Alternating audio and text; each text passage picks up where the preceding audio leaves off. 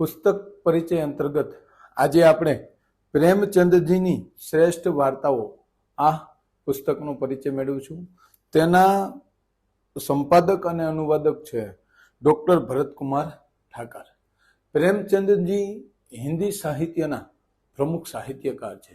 તેમની નવલિકાઓ જોઈએ તો મોટા ઘરની દીકરીમાં ઘરમાં જે કંઈ પ્રશ્નો છે એ પોતે કઈ રીતે ઉકેલે એની વાત છે.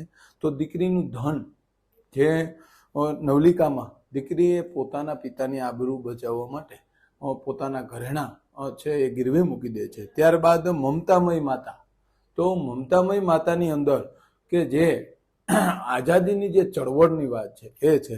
ત્યારબાદ મંદિરની અંદર જે સુખિયા જાતિ જે વાત છે, જાતિવાદ છે, છૂત અછૂત વાત છે એની વાત થઈ છે. ત્યારબાદ મોટા ભાઈ ગિલીદંડા ઘરડી કાકી, તો ઘરડી કાકીની અંદર જે ઘરડી કાકીએ પોતાની બધી જ મિલકત પોતાના ભત્રીજાને વસિયત કરાવી દે છે અને એનો ભત્રીજો એને પેટનું ખાડો પૂરવા પૂરતો એને અનાજ કે એને ખાવાનું પૂરું પાડતો નથી. તો જે કુટુંબની જે કંઈ વાત છે એમાં છે. ત્યારબાદ પરીક્ષા, ઈદગાહ, કફન અને સવા શેર ઘઉં, ત્યારબાદ પંચ પરમેશ્વર, નશો અને શેતરંજના ખેલાડી અને મુક્તિ માર્ગ, આ પ્રમુખ જે નવલિકાઓ છે અહીંયા જે બધી આપી છે, આ જ બધી શ્રેષ્ઠ નવલિકાઓ આ બુકની અંદર રજૂ થઈ છે. અને ખાસ કરીને પ્રેમચંદજીએ જે સમયનું સમાજ જીવન છે એ ખૂબ આબેહૂબ આ બુકની અંદર વર્ણવ્યું છે અને